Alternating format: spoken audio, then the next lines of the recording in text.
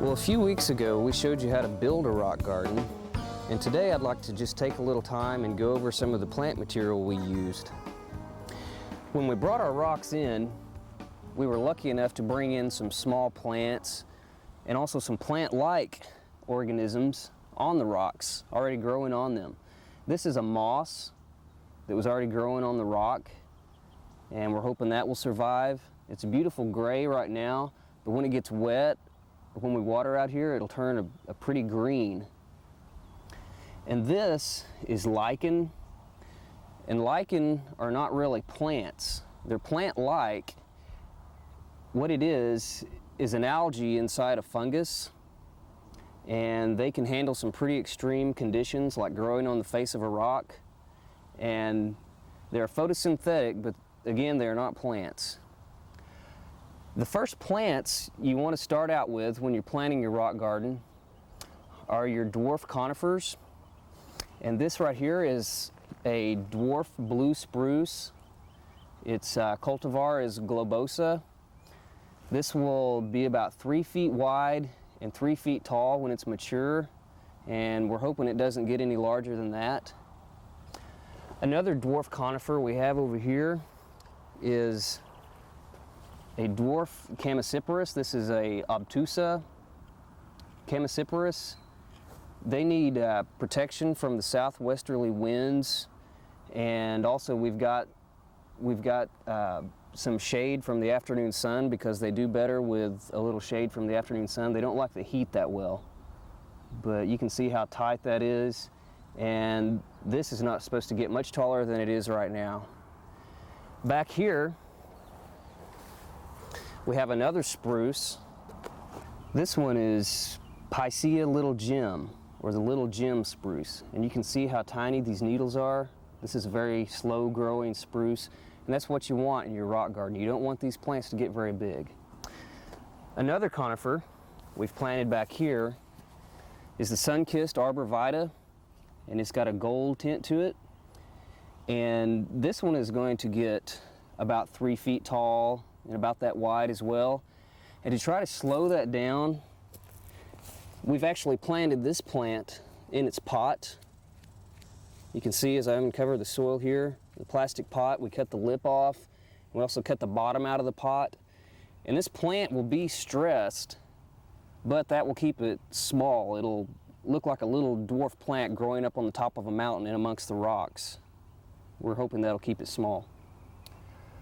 Some more evergreens that we've planted are our juniper, blue star juniper. We've also planted another arborvitae called Rheingold. It's a little different texture. And one of my favorites is the dwarf Mugo pine, or dwarf Swiss mountain pine.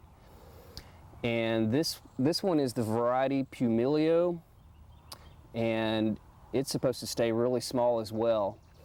And a trick to finding a really small dwarf Mugo pine is to look at the plants in the nursery, because they are all seedling grown. You're going to get a little bit of variation in the seedlings.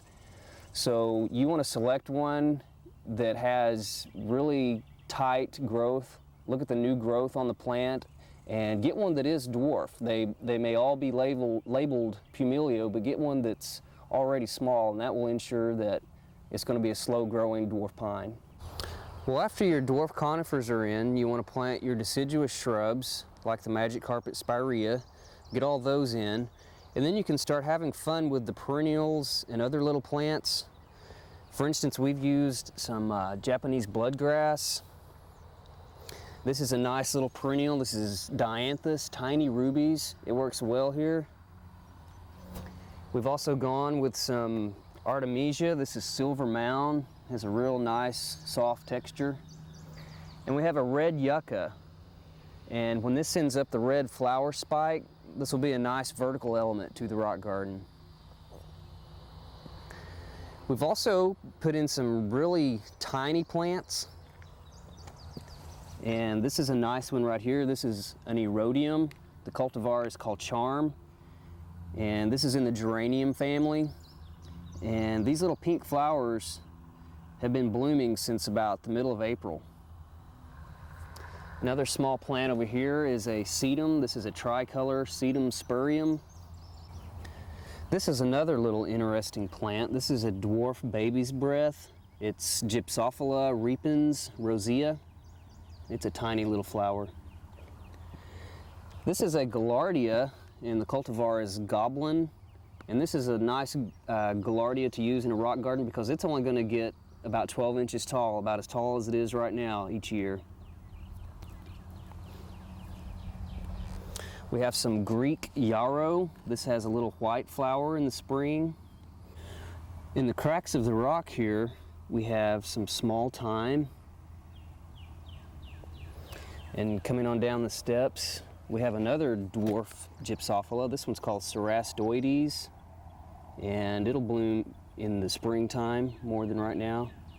And you can see we have this up against the east edge of this rock to give it some afternoon shade. These are the little microclimates that'll help you grow some plants that you wouldn't normally be able to grow. And moving on down, we have an even smaller thyme. This one's called Elfin, and it is very tiny. It has really tiny, tight leaves. And over here we have a dwarf Ameria or sea thrift.